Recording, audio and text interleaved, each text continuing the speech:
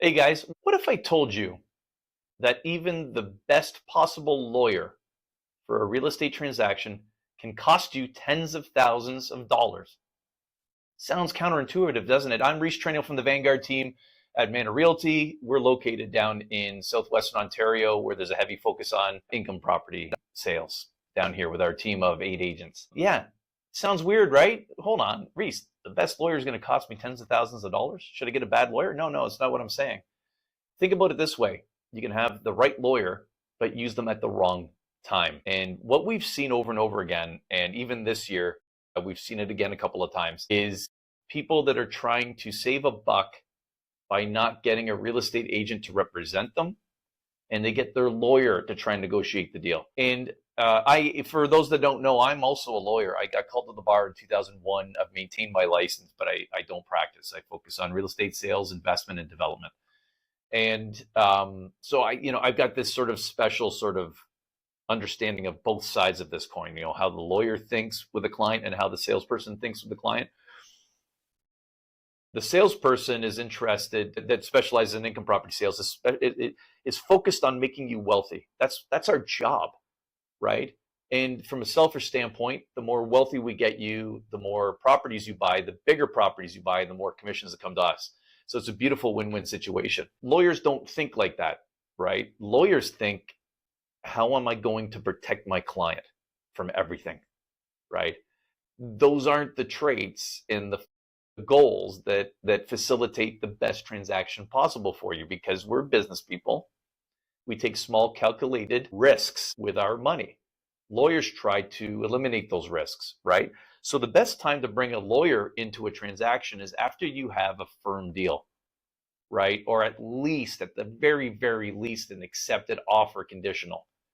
Because if you try to bring them in to negotiate your deal, I can tell you right now, just myself, never mind my teammates, the number of times I've done rings around a lawyer on a negotiation, or the number of times I've watched a lawyer destroy a perfectly good deal, way too many, man. And it's not that they're bad people, it's just they shouldn't be part of the negotiation. And they'll tell you, oh, we negotiate deals all the time. Reese, what are you talking about? They'll chirp me on this. But when it comes to real estate investment transactions, I can tell you they get in the way more than they help. And a lot of the best real estate lawyers in town won't touch a deal until it's at least accepted, for those reasons. They know how good we are at our job, and we know how good they are at their job. So don't try to get them to do the salesperson's job, and vice versa, obviously, right? We already know vice versa. So that is what it is. Now I'm going to give you a couple of examples, and I can't really give you a couple of examples because then I'm disclosing too much. But what I can say is that there are many examples where, you send in an offer that you're expecting to pay, a lot more money. And if it was another top agent on the other side, you would pay a lot more money than your opening offers. But because it was a lawyer, all of a sudden the price is way cheaper. And it's like, I really want to say something because I feel bad, but I can't say anything.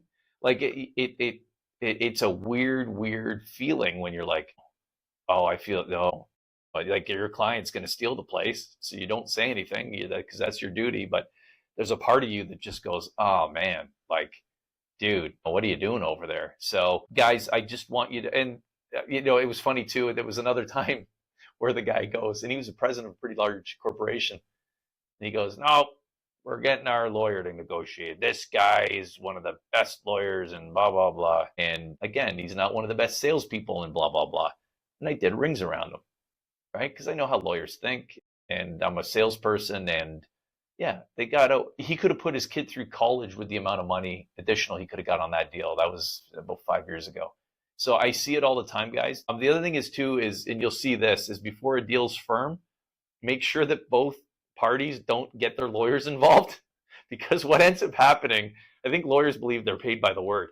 What ends up happening is they take your one-page Schedule A, and the other guy, not only does he add another page of legalese, but it's legalese all of a sudden, because salespeople, we write in layman's terms so everybody can understand, in common English, what's going on. As soon as a lawyer's involved, you have to understand that we're trained in a different lexicon. We're trained in different language, legal language. You're trained in it over 3 years of university. So then when we're putting down what we're putting down as lawyers, all of a sudden the average Joe can't truly fully understand what the lawyer's written. So then he's got to get his lawyer. And let me tell you, when another lawyer, it's like contractors, when they see each other's work, they beat each other up. That work sucks. It's the same with lawyers, man. So one lawyer will see what the other lawyer wrote on that second Schedule A, and they'll go, let me show that guy how you really write these up. Now it's 3 pages. And I've literally seen this get out of control. At one point, this is about 12 years ago, it got to a point where there was about 8 pages of the Schedule A when it started with less than a page. And I had to call these guys up on a conference call together and with swear words, get out of my deal. You're ruining it, right? It's a perfectly good deal. Get lost. And yeah, we managed to get the deal done once the lawyers agreed to sort of stand down in their respective trenches and stop lobbing freaking grenades at each other. So this is what I mean. They're not sort of well designed for deal facilitation. They're good at fighting. They're good at protecting their client, right?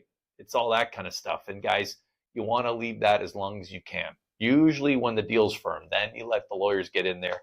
And even then they'll find problems, but that's okay, because those problems could be like, for example, we just had a deal where 2 properties didn't fully merge, and there was, there was 2 different legal descriptions, and that had to get fixed, right? So that's what you want your lawyer doing. That protects you, and that puts you in a better situation, but they don't put you in a better situation on the negotiation process.